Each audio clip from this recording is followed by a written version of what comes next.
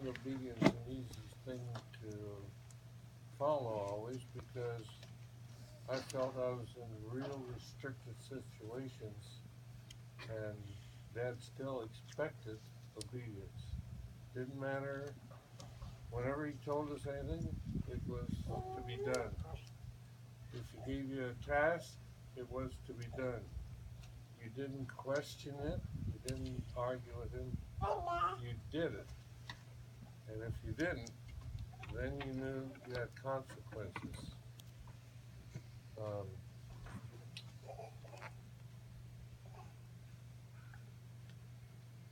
I found that for me, obedience gave me the understanding of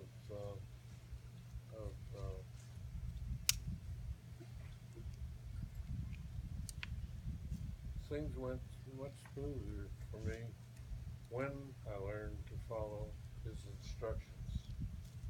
Another thing I found out that when I was married, that my wife had to teach me something that I didn't know about again, and that is learn forgiveness.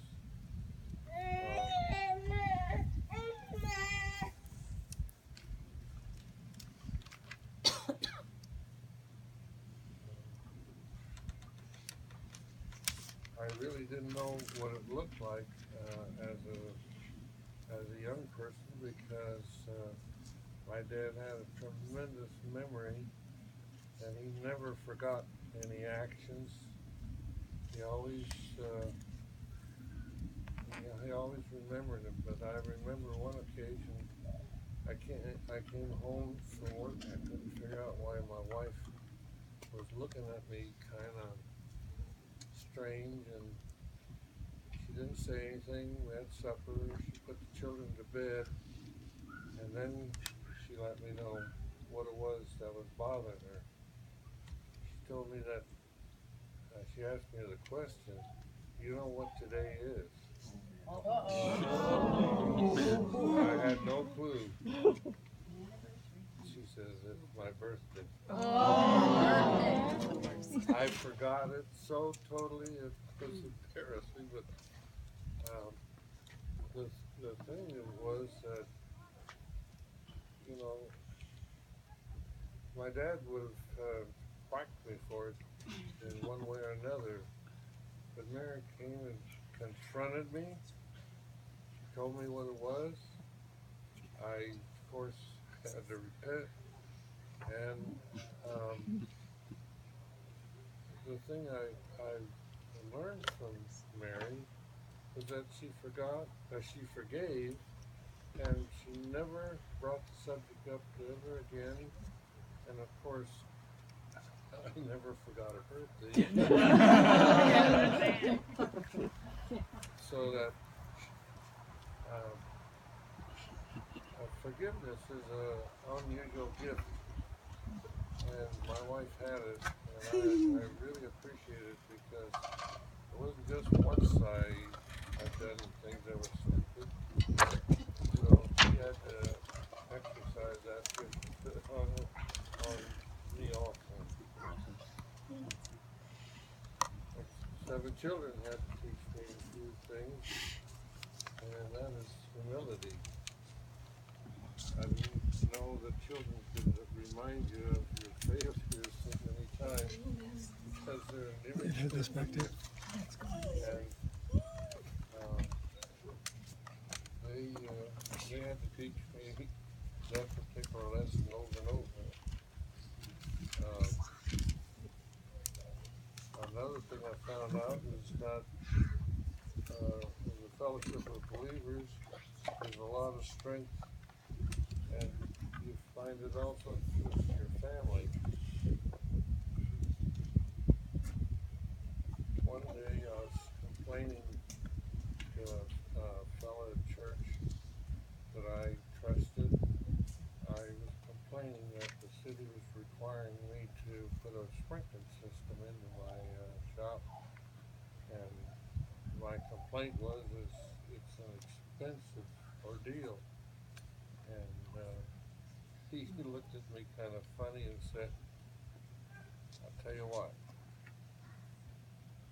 I didn't put a sprinkler system in my place, and my place burned down twice. And he says, whatever the city expects you to do, go ahead and do it. You'll be glad you did. And I guess my complaint really was the problem of I didn't believe that the Lord could meet that. I didn't believe I could meet that need. And when I realized that this was to be for our good, I could come to the Lord and say, all right, Lord, this is now your business. You're going to have to help me get the money to put the sprinkler system in. And when I made a commitment to that, I saw that he could provide for that particular need. And he did. I never had a fire, but I guess one of the other reasons I had that particular, I thought the city wasn't logical because the walls of my building were 6 inches of concrete. How are you going to burn up a 6-inch concrete wall? I couldn't figure that one out. But they still required it. And so,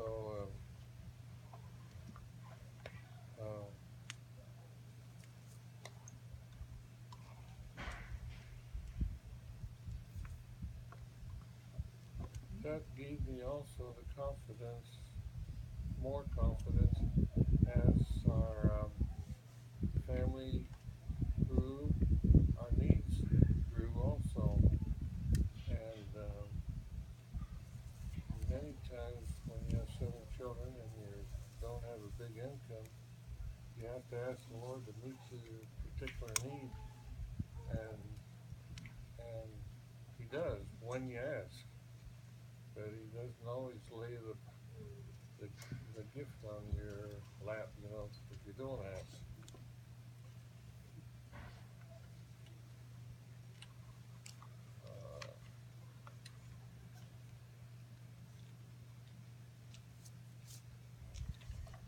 I lost myself here.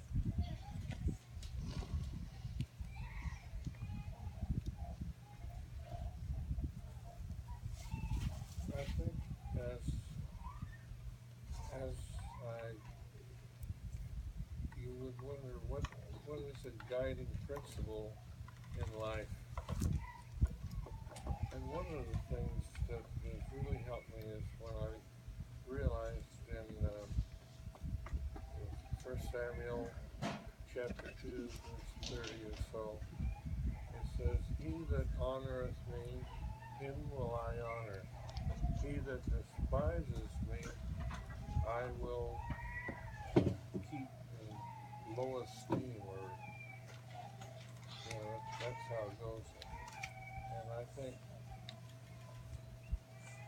God gives us as creatures choices that we need to make. And if you want to honor the Lord, he'll honor you. If you don't want to honor the Lord, you don't have to. But watch out. He's already warned you that he will not, he'll think lowly of you. Well, I never wanted the Lord to think lowly of me. And so I found that it required that I needed to know what he wanted and then how to do it. One of the deep desires that I have in life is I say, please grant me all that all of my family would be with me at the marriage supper of the Lamb in heaven. This is so meaningful to me when I am at home at dinner. At dinner, when we pray together, we hold each other's hand. And it's significant in the fact that there's going to come a marriage supper of the Lamb.